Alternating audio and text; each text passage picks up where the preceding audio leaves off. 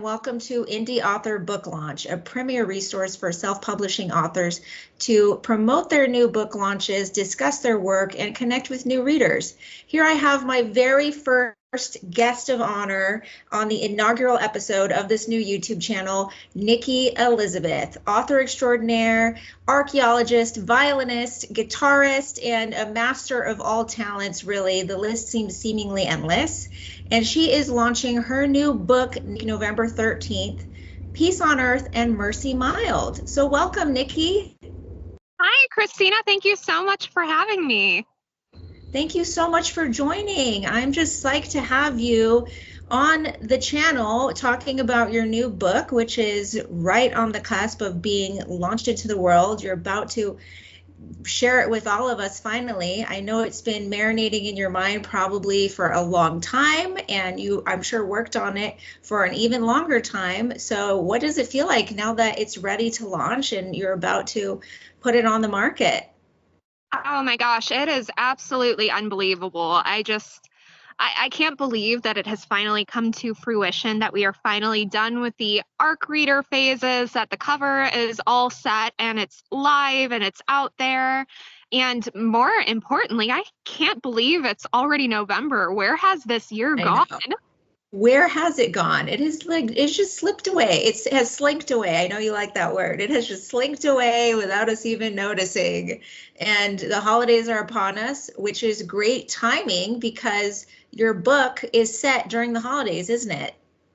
It absolutely is. It kind of kicks off events on Christmas Day and it continues until just after the New Year. So it's a very cozy Christmas time sort of winter retreat story.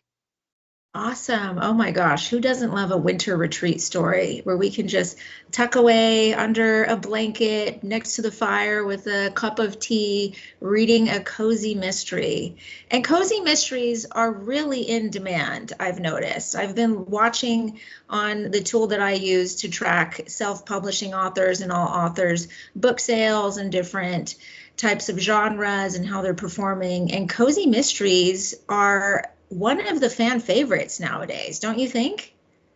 And cozy in general, I think, is just such a hot read. And I think it boils down to the fact that a lot of readers use books as a form of escapism. It gets us away from the hectic cycles of election. It gets us away from the frustrations of having a grown-up job and having bills. And we just get to go into another world and have fun for a little while. Absolutely. It gives us a break from all this adulting, and it really is a wonderful way to decompress and experience something else that isn't stressful. Or if you're reading something that is intentionally stressful, it's like it's a good stress. It's like a riveting stress or a thriller kind of stress, something that you can solve and something that keeps you guessing. So how long have you been a self-publishing author? Yeah, so I think I would be better poised to answer this question for how long I've been a writer and then for how long I have been self-publishing. So I wrote my first book the summer before I went into ninth grade. So I've been writing for a very long time. I was a journalist. You're a prodigy. That's amazing. It wasn't a good book by any means, but it sparked a passion that became lifelong.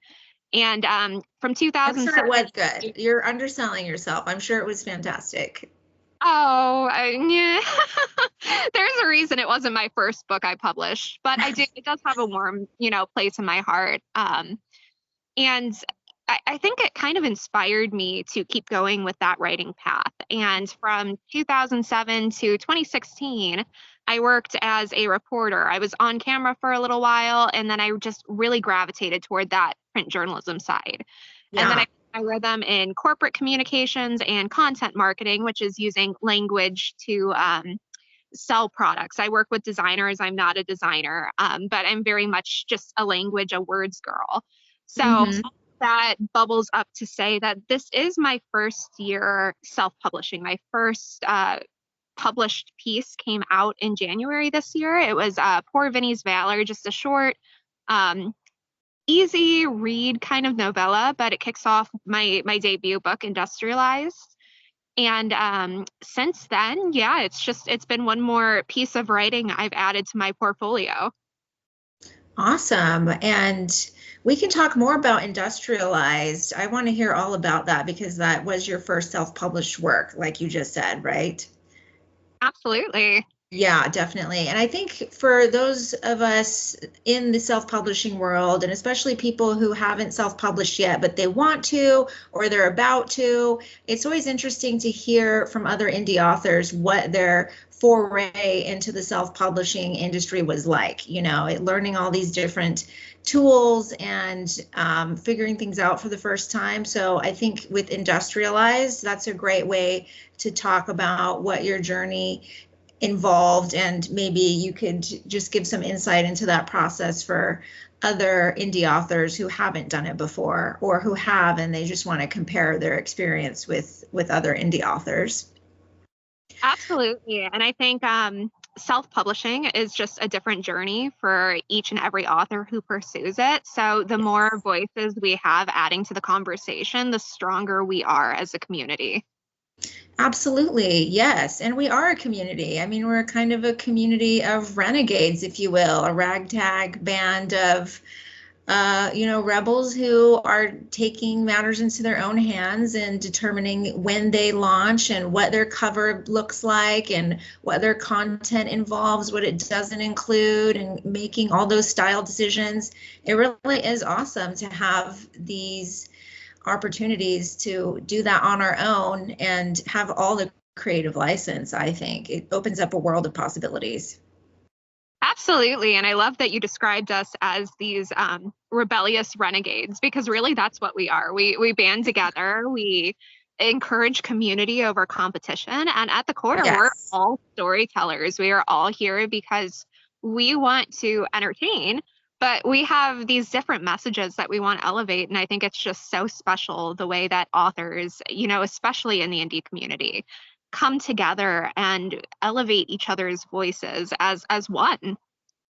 Yeah, exactly. We really do have a big hand in each other's promotional efforts and also championing each other's forms of artistry and the genres and the stories we're telling. So community is really an important part of being an indie author, I've learned. And that's why I'm starting this new platform, Indie Author Book Launch, to help other indie authors get their new books out there and have a free resource for marketing and promotion, because I have found there's not a lot of free resources out there for us. We need to do everything ourselves, really. We write our own books and then we have to do everything to get the book marketed and get the word out there. So the more we can do for each other, the better. Absolutely. And it is such a remarkable undertaking, and I don't think that can be overstated.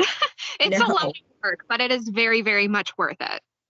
Oh, absolutely. It is a labor of love, definitely. It is indeed. And your latest labor of love is about to be birthed into the world. So you must be just chomping at the bit to get it out there and for new readers to find it and to, give reviews and to share their thoughts on what they loved, what they connected with. So for those of us who are waiting for a book exactly like this and haven't had one in this setting, this time of year, this particular theme of vampire lore and everything that Mercy Mild represents, can we just zoom out for a minute and get your overview of what inspired this story? Yeah, so what inspired this story is actually the case of Mercy Brown, which back in the 1800s, which in my opinion was far too recent for this to have happened, but here we are. Um, the Brown family was unfortunately struck by tuberculosis, and the mother, Mary Eliza, died, and the eldest daughter, Mary Olive, shortly followed her after. And Oh, when wow. Mercy Brown and her brother Edwin became sick, the community started looking for ways to explain what was happening. And Mm. after she died, they started gravitating toward this theme of vampirism, thinking, well, maybe there could be a vampire that is attacking this one family. And Wow. so they exhumed these sadly dearly departed ladies from the Brown family, and they They found exhumed their bodies from their graves. they did, and they Wow. found that Mary Eliza, the mother, and Mary Olive, the daughter, were both decomposing as you would expect a person to, but then they exhumed Mercy, and they found that she still looked rather fresh, even though she had been passed for a few months. And Whoa. the locals, I believe they burned her liver and turned the ashes into a drink, which they gave to Edwin in an attempt to cure him. And it didn't work because that's not how you cure tuberculosis. But this case, Okay. right, isn't that wild?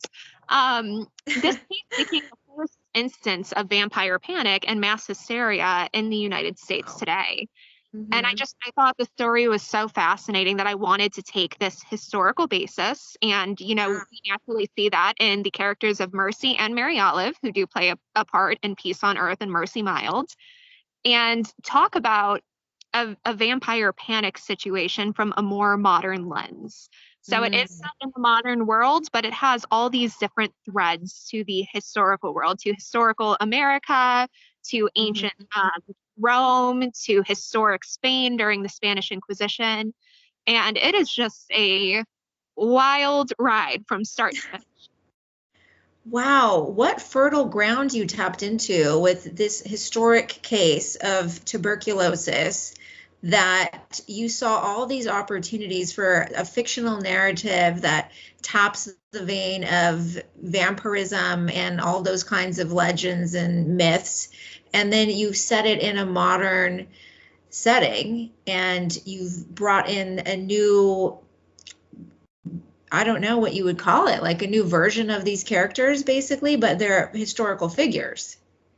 Right, exactly. And I really wanted to pay homage to the American vampire myth because it's something you see echoed across Hmm. all these different cultures. And here in the United States, we have produced so much vampire literature Oh, over the years, yes. but so few of them nod back to that original case that Mm. really gave us a market for vampire literature. So I've wanted to do this one for years.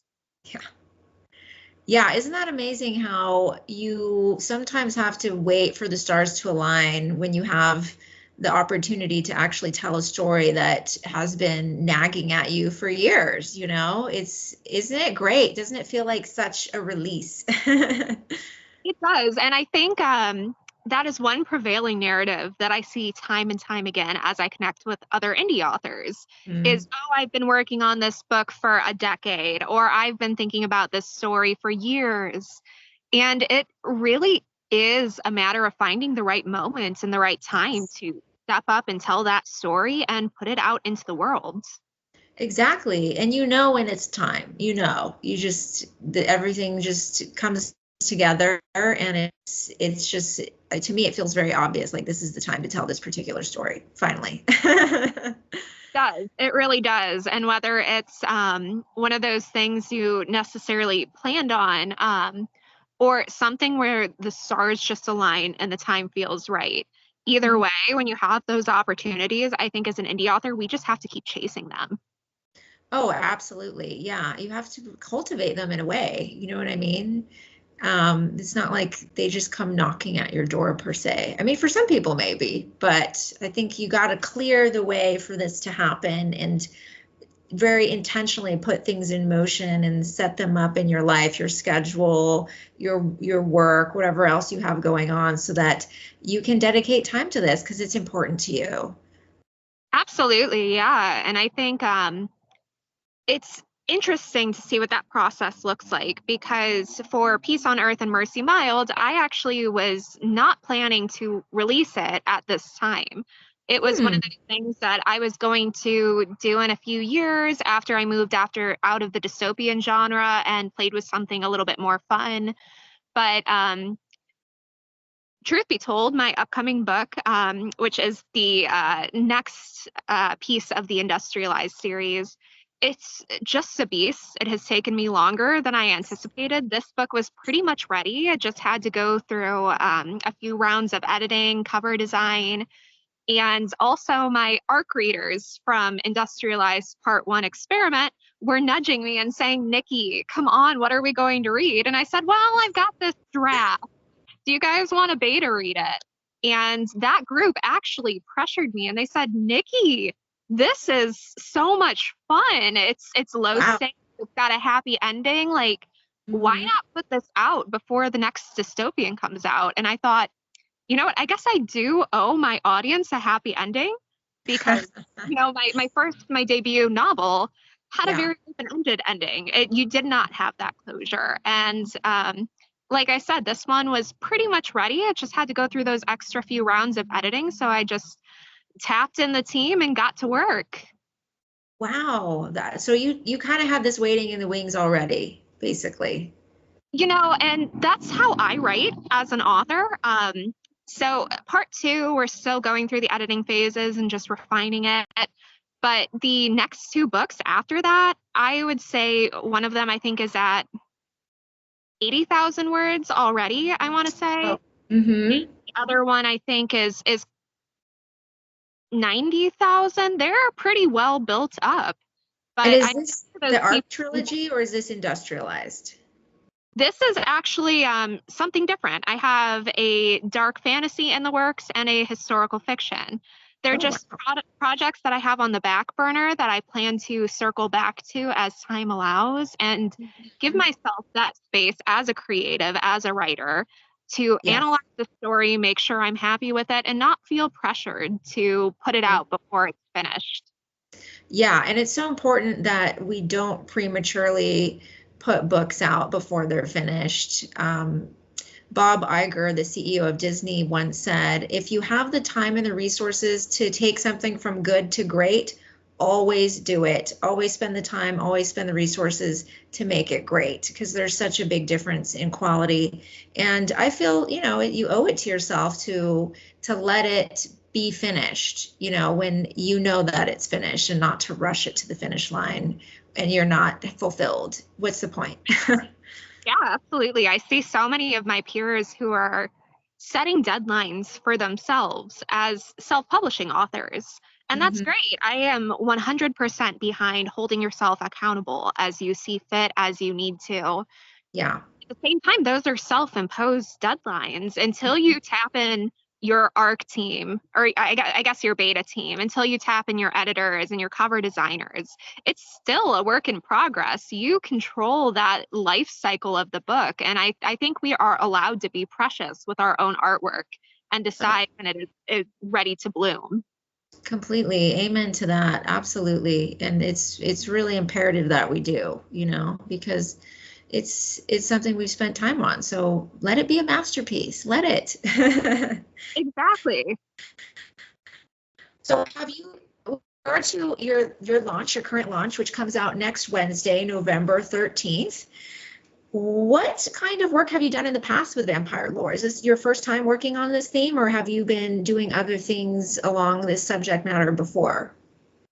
So this is my first time telling a vampire story. I've long been a lover of vampire literature. When I look to my favorite books, it's Dracula, it's Interview with the Vampire, it's Morganville Vampires, the series by Rachel Kane. It's, this long-lasting literature that just it withstands the tests of time. And I've always loved that as a reader. And while this is my first foray into writing about vampires, I started my educational career with intentions to become a mortuary archaeologist. When I graduated, obviously I switched to communications. I'm a writer now. But that's quite a pivot, by the way. Sounds like it. But if you think about, archaeology is anthropology, and communications it's all anthropology credits. It was a very natural transition. Everything transferred right over. But Oh, yeah, when you put it that way, I see the segue there. Yeah. yeah, it felt very natural. And I mean, the same storytelling passion spans both industries.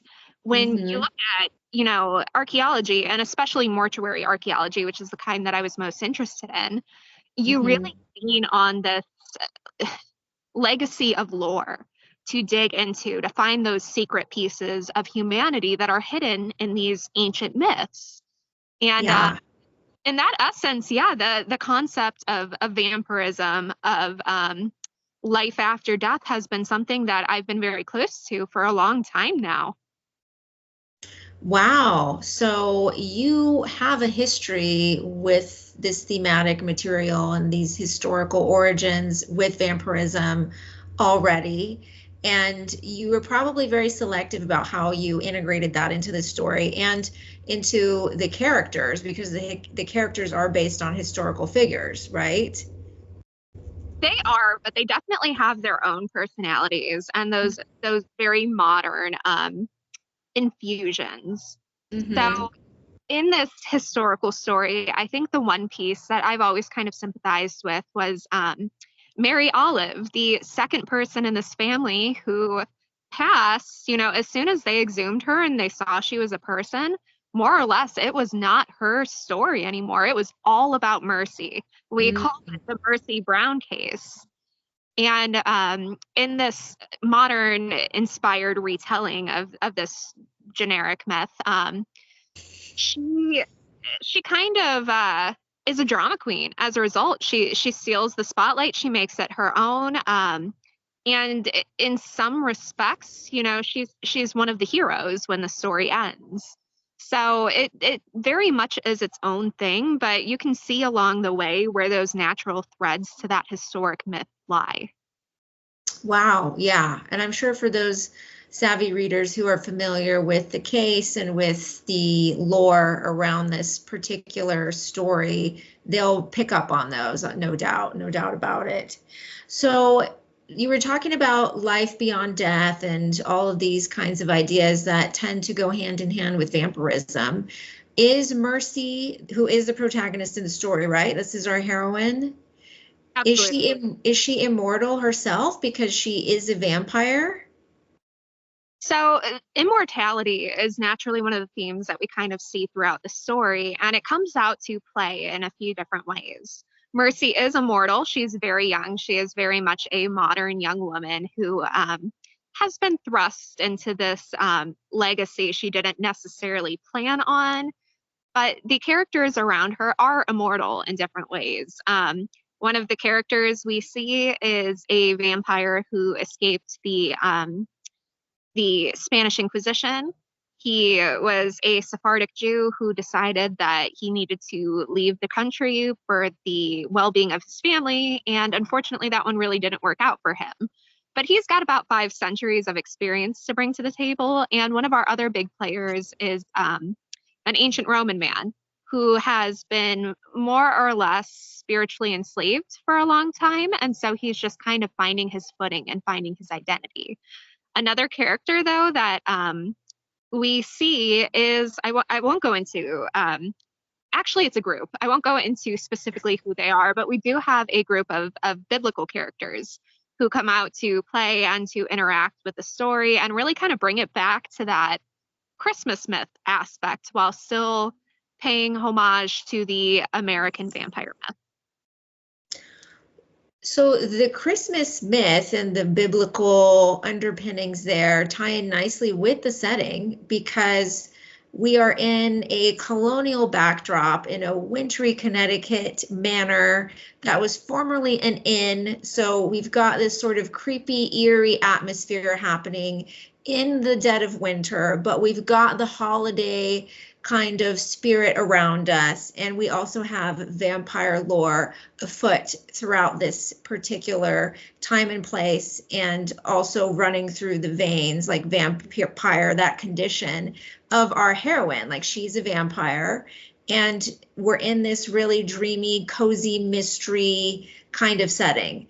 So, I mean, first of all, that is just amazing and so tantalizing. I can't wait to be by a crackling fire with this book on my lap and just poring over this story. Plus, we've got something very mysterious happening, and a woman who did not mean to stumble upon this situation, right? You said she was thrust into this. So we've got like a reluctant hero, anti-hero kind of thing going on. How does she handle this? Does she become an anti-hero, or she's sort of like, sauntering around and a little bit spiteful and wishing that this hadn't happened? Or does she take things by the reins and really dive in and try to be in control of it? So our main character, Mercy, her backstory is that she was turned into a vampire around 10 years ago. She's still very young. And she immediately ran. She left. She did not want anything to do with this condition, with the individual who turned her, with her family, because they were naturally realizing something was going on. And I think her natural instinct, even as the story begins, is to run. When she finally sinks her fangs into these situations, so to speak, it's really just to wrap it up so she can move on and get the heck out of small town Connecticut and back to New York City, where she lives in a cozy apartment and doesn't have grocery bills because she doesn't need them. Right. So is in the book, is it curable? Is this condition curable? It is not curable, but Okay. it's complex in a lot of different ways. In that I think the characters reach a point where they have to accept that their humanity is intact. They are still at the core this same person they always were.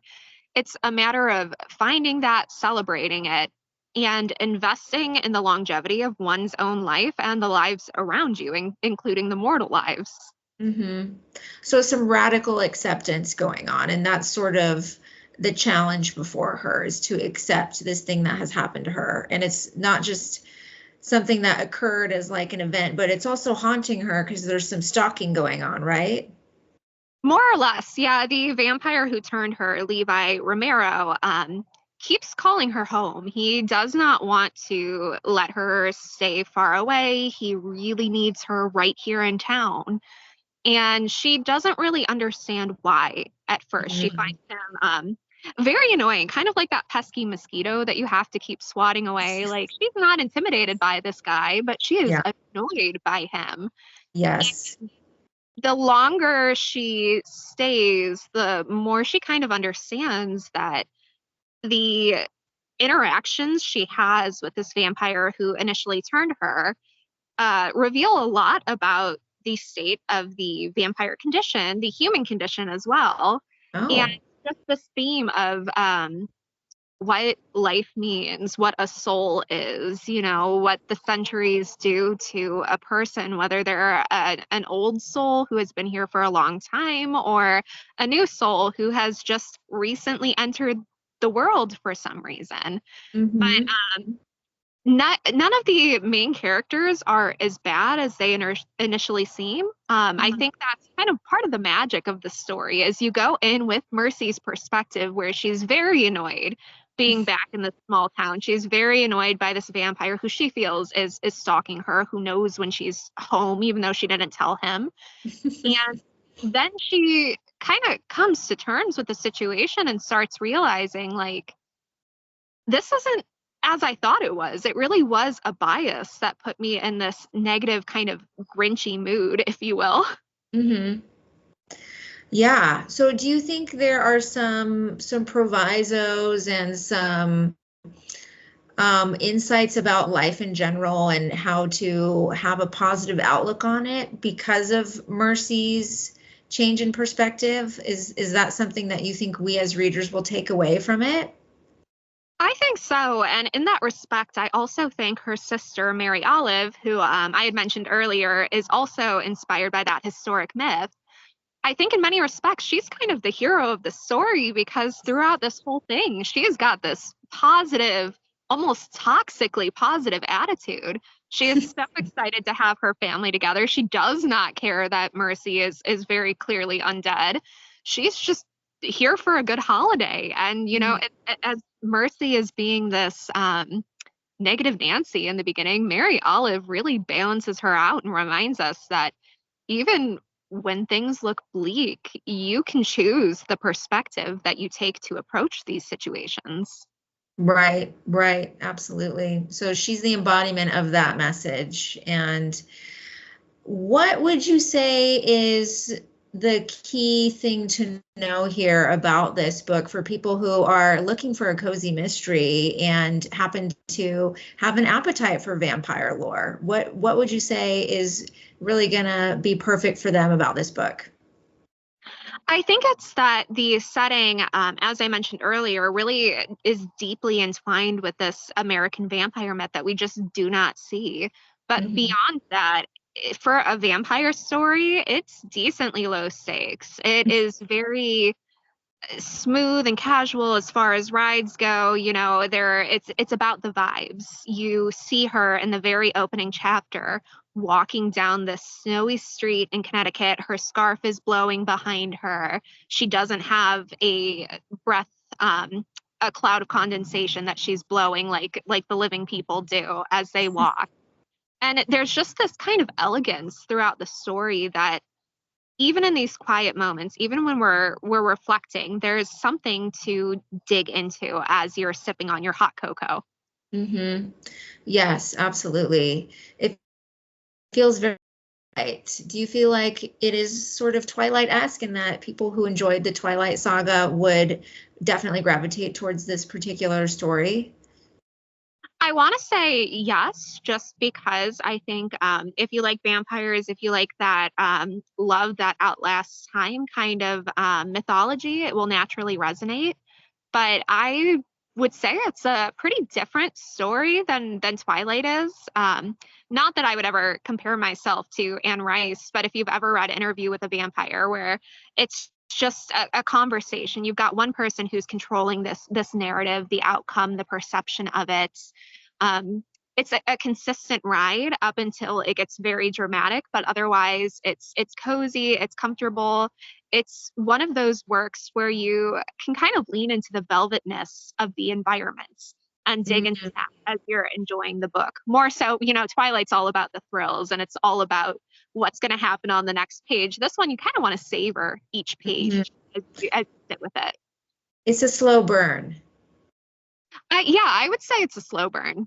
Awesome. Fantastic. I mean, that's what we need when we're trying to unwind, and we're not going for a thriller in that moment. We go for a cozy mystery, I think, for that reason, because it can be a slow burn and we do savor it and it's really succulent and balmy that way.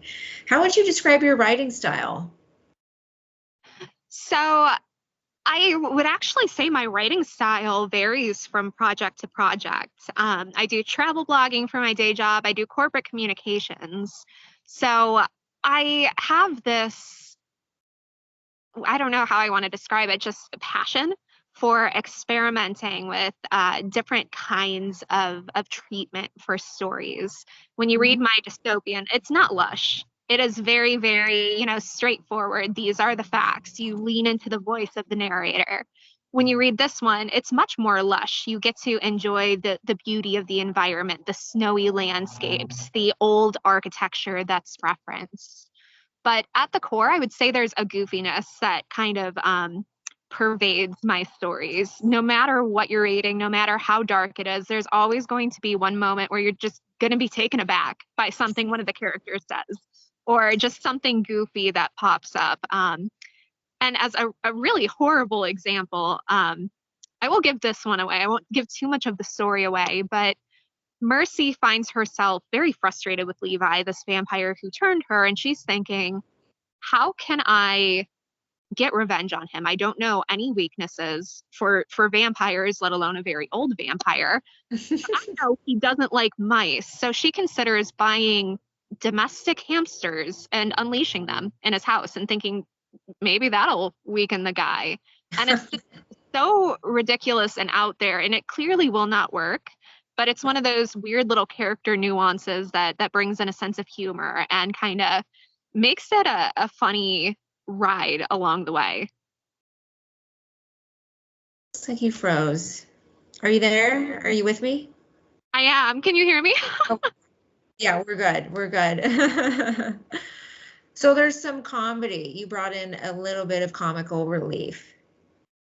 Yeah, I think that's always going to be my mark in any book that I'm writing is, we might have these dark moments, we might have these serious themes that we're covering. I mean, with vampires, the theme is life, it's death, it's immortality, it's this lust for just ongoing preservation in some way to make sure your voice continues even after you may not be here. That's a heavy topic, but this book has its goofy Yes. moments. It's lighthearted, and it's gonna make you laugh while you're invested and while you're following their journey. I'm already invested. Oh my gosh. Thank you for all the blood, sweat, and tears you put into this book. And I'm so excited that it's finally launching next week. Are you going to have a release party or a launch party? I'm thinking about it.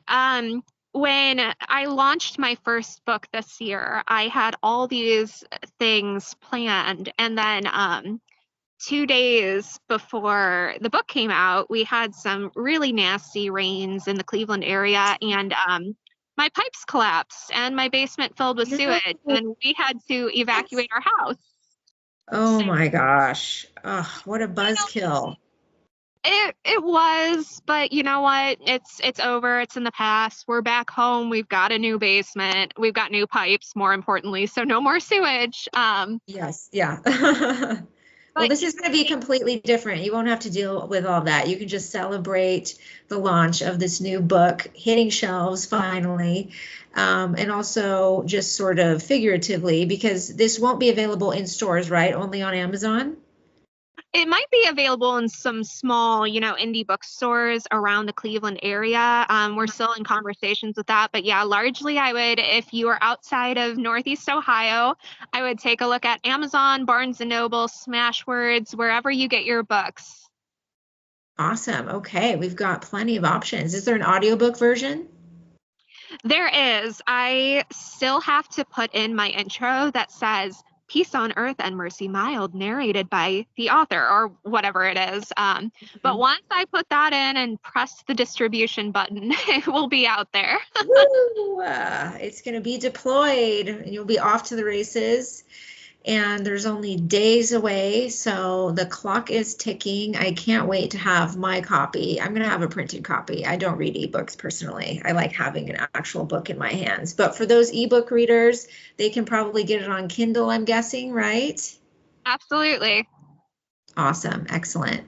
Is there anything you'd change about the publishing industry or the self-publishing industry at this point in time? Ooh, that is a really good question. In a way, I think I would change the marketing aspect and make it a little bit more accessible for other authors. I Mhm. think for people who are traditionally published, you have the support of a publishing house behind you, helping Yeah. you your brand, helping you set your strategy. But my fellow indie authors, we really have to just crack our knuckles, roll up our sleeves, and get to work. And if there was one thing I would change, I would love to see a publishing platform that has those marketing tools, whether it's a marketing hub where you go in and you have asset creation or something that automates the ad distribution experience. But if I could change one thing, I think that would be it. Yeah, I'm with you on that. The ad strategy is really complicated and it takes so much fine tuning and time that is on top of all the time you've put into the actual book, and you still need to market it, you know. And so advertising is one thing, marketing is another, promoting is another, and it really leaves less time for the author to write whatever it is they're doing next. So yeah, I completely agree. A one-stop shop or all-inclusive kind of system would be really nice and it would be a huge help. Absolutely. We are one woman armies over here. Yes, yeah, one man band, one woman armies, definitely. Well, thank you so much, Nikki. This has been such a delight, and I feel so lucky to have a front row seat to the unveiling of this book and all these insights into the story, what inspired it, the historical lore and significance of this case that the main character is based on. And I can't think of a better, more inviting setting than cozy, wintry, colonial Connecticut and an inn, and we've got Christmas time going on and vampires stalking one another. I mean, what more could you want? I think it's a fun ride. I'm super excited to see it out there in the real world and see how people resonate with it. And again, thank you, Christina, for having me as your guest. This has been such a pleasure, and it's great just chatting with another indie author and picking your mind and having fun and celebrating together. Totally. Yes, I'm absolutely. You are a Renaissance woman. I'm in awe of you. So please keep writing, keep sharing your craft with the world. And I can't wait for the next book that you do. And I'm definitely going to be reading Peace on Earth and Mercy Mild ASAP. Well, thank you again. I appreciate the time. And if anyone wants any information, authornikkielizabeth.com. AuthorNikkiElizabeth.com. Got it. All right. Well, I'll catch you next time. And thank you for tuning in. We'll see you on the next episode of Indie Author Book Launch.